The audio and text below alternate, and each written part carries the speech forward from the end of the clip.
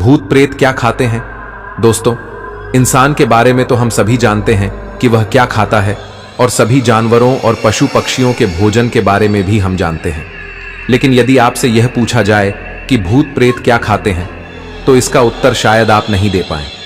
इसका ठीक ठीक उत्तर तो हम भी नहीं दे पाएंगे या कोई भी नहीं दे पाएगा, क्योंकि भूतों के शरीर नहीं होता है, और ऐसी स्थिति के अंदर भौतिक वस्तुओं का सेवन करना उनके लिए बहुत कठिन हो जाता है।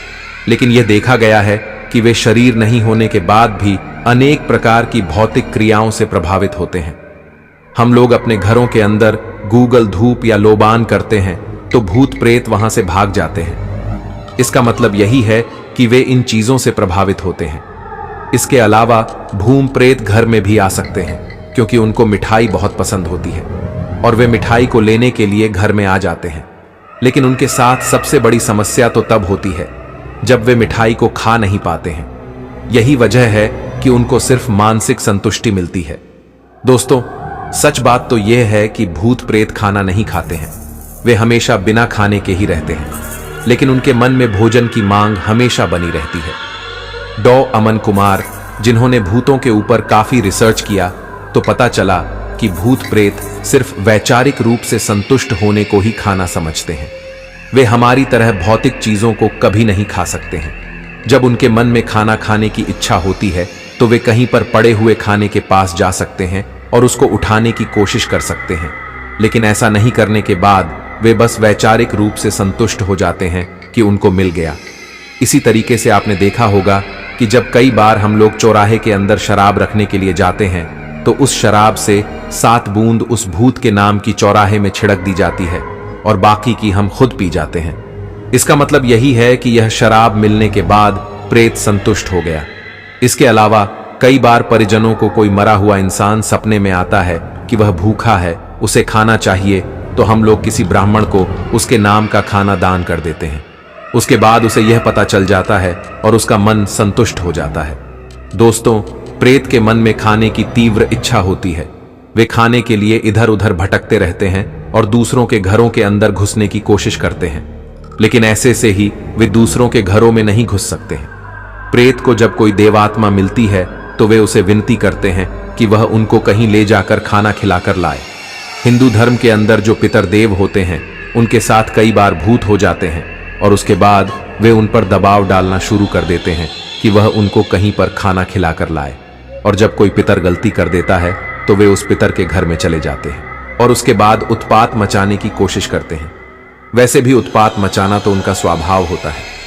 दोस्तों, दिल्ली के अंदर एक मनु भैया नामक शनि धाम है। वहां पर भूत प्रेत को निकालने का काम किया जाता है और वहां पर एक लगभग 26 साल का लड़का आया। उस लड़के के शरीर के अंदर यह चुड़ैल पिछले 8 साल से रमी हुई थी। यह चुड़ैल उस लड़के के अंदर तब घुस गई जब लड़का सुनसान खंडर के पास मिठाई खा रहा था। क्या आप सोच सकते हैं कि यह चुड़ैल 1000 साल तक इस खंडर के अंदर क्या खाती होगी? खैर, सच तो यह है कि चुड़ैल की खाने की इच्छा तो बहुत अधिक होती थी, लेकिन बिना शरीर कुछ खा नहीं सकती थी। और जब से इस चुड़ैल को लड़का मिल गया, तब से तो उसके लिए और ही मजा हो गया। चुड़ैल लड़के के माध्यम से अपनी इच्छा पूर्ति कर लिया करती थी।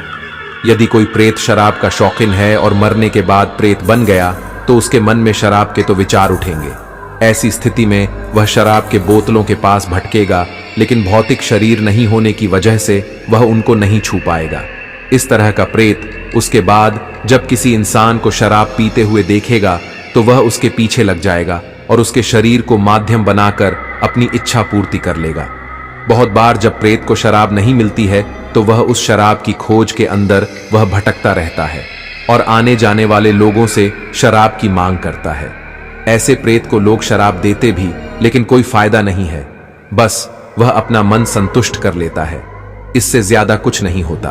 दोस्तों, जैसा कि हमने आपको बताया कि मरने के बाद इंसान के पास सिर्फ सूचनाओं का ढेर होता है, और जब उसके मन में कुछ खाने का विचार पैदा होता है तो वह इसके लिए इधर उधर जाता है और खाने की चीजों को तलाश करने की कोशिश करता है।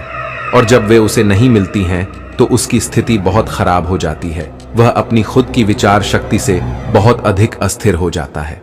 यह अस्थिरता ही उसकी सबसे बड़ी परेशानी होती है।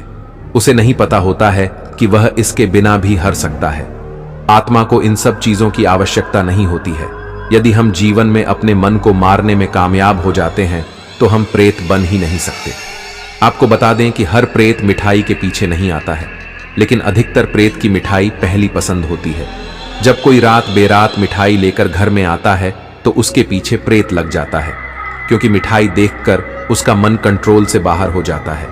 इसी तरह की घटना हमारी माँ के साथ घटी थी। वह देर रात कहीं से मिठाई लेकर आ रही थी तो एक प्रेतनी उसके पीछे लग गई। उसके बाद क्या था कि मेरी माँ को पता चल गया और उस मिठाई को बाहर फेंक दिया। यहाँ पर आपको समझ लेना चाहिए कि प्रेत उस मिठाई को खाया नहीं था। सुबह भी वह वहीं पड़ी थी और उसे दूसरे जानवर खा रहे थे। बस प्रेत को वैचारिक संतुष्टि मिल गई थी।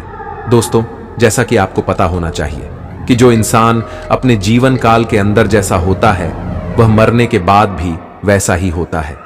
इसी तरह की यह घटना है मिनाली साइड की, जिसमें एक लड़के की ट्रैक्टर के नीचे दबकर मौत हो गई। उसके बाद वह लड़का प्रेत बन गया और राह चलने वाले राहगीरों से मिनरल बोतल और सिगरेट की मांग करता है।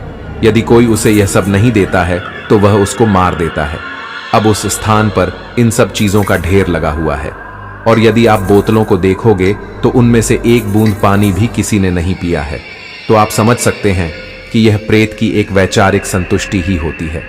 दोस्तों, आपको पता होना चाहिए कि प्रेत सिर्फ सूचनाओं के ढेर पर काम करता है। यदि कोई इंसान खाने की इच्छाओं के साथ मरता है तो मरने के बाद यह इच्छा 7 गुना अधिक ताकतवर हो जाती है। इसका परिणाम यह होता है कि प्रेत बहुत अधिक अशांत हो जाते हैं। तभी तो हिंदू धर्म के अंदर यह कहा जाता है कि मरने से पहले इंसान का मन भगवान में लग जाता है तो उसके बाद वह कहीं पर भी भटकता नहीं है। दोस्तों, भूत प्रेत रोटी के प्रति आकर्षित नहीं होते हैं और वे उसे खाना भी पसंद नहीं करते हैं। इसका कारण यह होता है कि जीवन काल के अंदर वे रोटी को अधिक महत्व नहीं देते हैं। इस वजह से रोटी उनके लिए कोई उपयोगी चीज नहीं रह जाती है। हाँ, यदि कोई मरा हुआ परिजन आपको सपने में खाना मांगता है तो आपको उसको खाना देना चाहिए। हालांकि यदि आप उसे खाना ना भी देते हैं तो कुछ नहीं होता है, लेकिन दे देते हैं तो उसे कम से कम वैचारिक संतुष्टि अवश्य ही मिल जाती है। नहीं, सब भूतों को खाना पसंद नहीं होता है। जो लोग यौन वासना की संतुष्टि नहीं होने की वजह से भूत बने होते हैं, उनको कम ही चांस में खाने की चीजें अच्छी लगती हैं। इस तरह के भूतों को यदि वे पुरुष हैं तो उनको हर सुंदर महिला अच्छी लगती है और वे उसके साथ संबंध बनाने की कोशिश करते हैं, लेकिन शरीर नहीं होने की वजह से वे कुछ नहीं कर पाते हैं।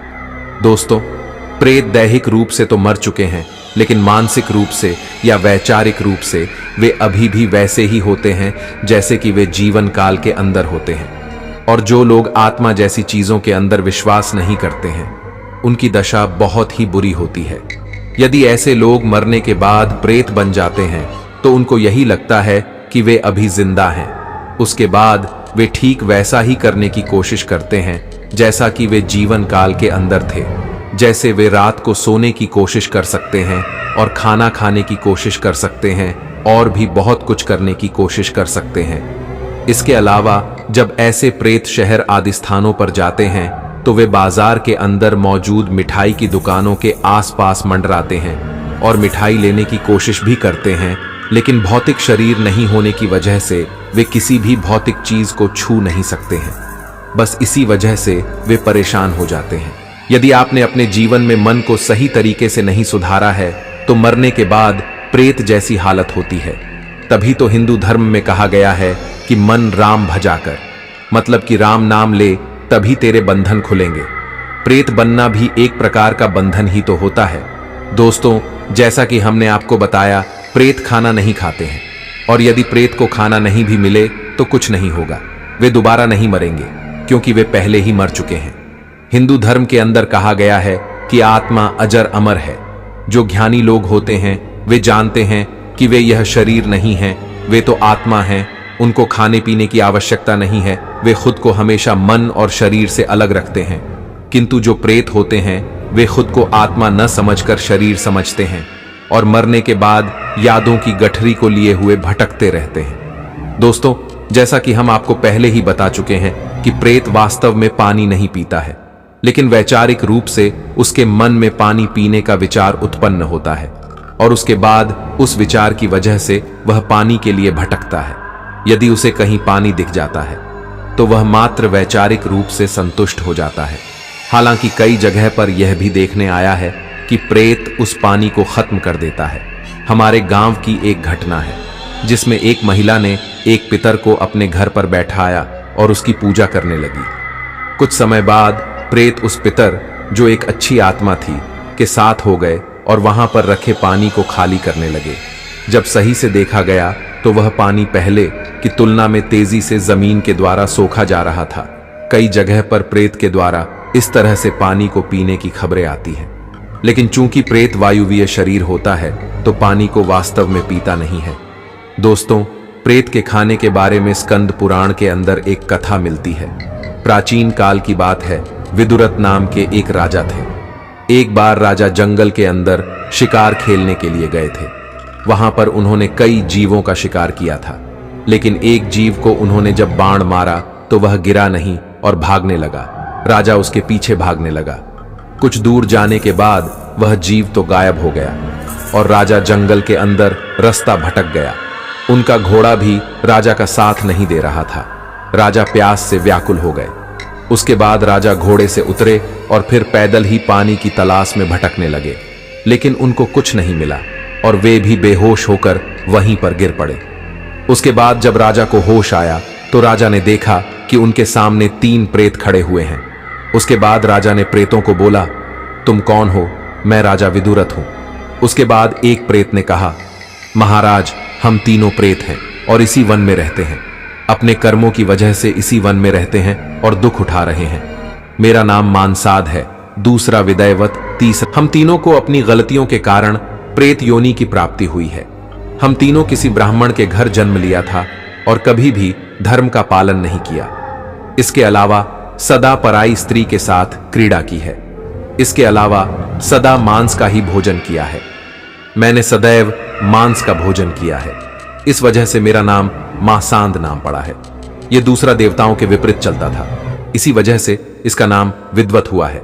इसके अलावा इस एक ने दूसरों के साथ सदैव पाप कर्म किया है, इस वजह से इसका नाम पाप कर्मी है।